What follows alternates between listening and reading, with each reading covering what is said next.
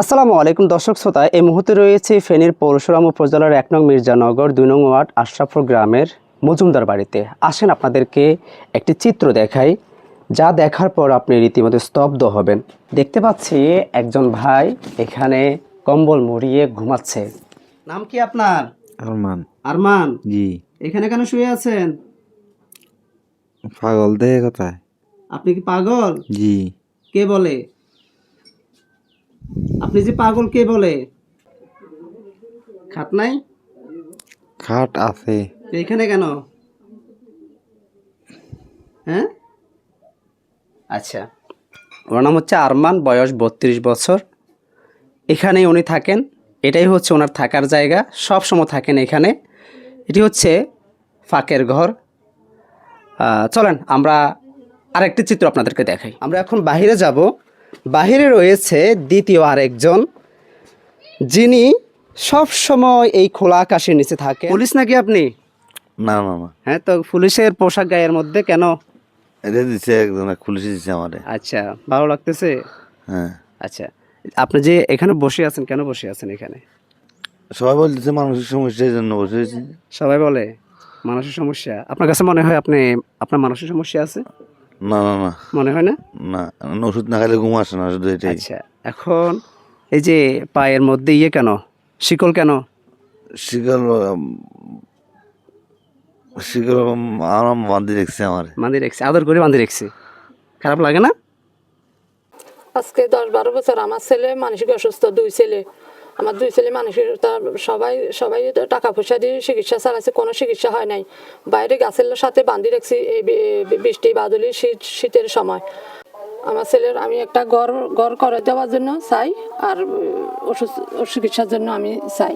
আমার ঘর দরজা নাই, ছোট একটা ঘরের ভিতরে রাখছি আমি। এখন আমার দুই ছেলে মানসিক অসুস্থ, একটা ঘরের জন্য আমি চাইতেছি সবার সাথে। এর বাবা নাই, বাবা মারা গেছে আজকে 2 বছর। সহযোগিতা করেন, কত ঘর দুয়ার বান্ধি দেন, এর মানে বহুত সহযোগিতা হইব আমার কাছে, মানে এটা অনুরোধ। এই ফ্যামিলিটা অনেকদিন ধরেই দুইটা ছেলে সন্তানকে নিয়ে আপনার দুর্ভোগ পোহাচ্ছে। বিভিন্ন চিকিৎসাতে আপনার তাদের মানসিকভাবে বিকারগ্রস্ত হওয়ার কারণে চিকিৎসা ব্যয় অনেক ব্যয়বহুল কারণে, আর তাদের পরিবারে কোনো পুরুষ সদস্য, অর্থ উপার্জনের মতো কোনো পুরুষ সদস্য না থাকার কারণে তাদের এই খরচগুলো বহন করতে খুবই প্রবলেম হচ্ছে। এখন আপনার ঘরের মধ্যে আছে ওনাদের, দেখলাম আমরা 2টা রুম, মাত্র 2টা রুমে আপনার মা থাকে, বোন থাকে, আর তাদেরকে রাখার মতো কোনো জায়গা নেই। হ্যাঁ, ছোটজন যিনি, উনি বিদেশেও প্রায় 2 বছর ছিল, এখন বাড়িতে এসে উনিও মানসিকভাবে সমস্যায় পড়ছে। বড়জন তো পূর্ব থেকেই মানসিকভাবে সমস্যায় ছিল।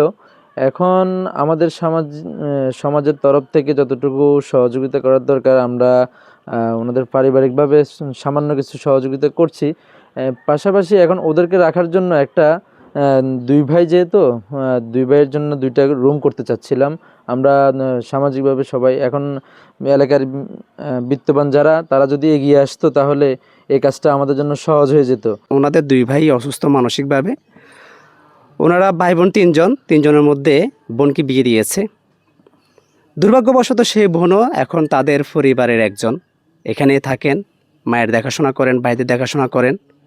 এখন কথা হচ্ছে, আজকের এই ভিডিওটি কেন তৈরি করা হচ্ছে? কারণ হচ্ছে ওনাদের থাকার কোনো জায়গা নাই। যে ঘরটি রয়েছে, মা কোথায় থাকবে, বোন কোথায় থাকবে, আর ভাইদেরকে বা সন্তানদেরকে কোথায় রাখবে? 2টি রুমের প্রয়োজন। আমার এই ভিডিও অনেকেই দেখবেন, অনেক বিত্তবান, অনেক দানশীল ব্যক্তিরা দেখবেন। আপনাদের প্রতি দৃষ্টি আকর্ষণ, নাম্বার দেওয়া আছে, ঠিকানা দেওয়া আছে, যোগাযোগ করে আপনাদের সামর্থ্য অনুযায়ী 2টি রুমের জন্য আপনারা আর্থিকভাবে সহযোগিতা করবেন। এই যে একজন 27 বছরের যুবক, যার পায়ে কিনা শিকল বাঁধা, 2 থেকে 3 বছর আগে তিনি কিন্তু প্রবাস জীবনও কাটিয়ে এসেছিলেন।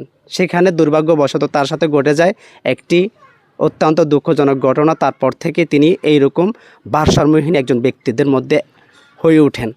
এখন কথা হচ্ছে, যেখানে তীব্র শীতের অতিষ্ঠতায় আমরা যারা সুস্থ স্বাভাবিক মানুষ রয়েছে, তারা চলাচল এবং জীবনযাপন করতে কষ্ট হচ্ছে, সেইখানে এই মানুষটা এই খোলা আকাশের নিচে শীতের দিনে কিভাবে থাকেন?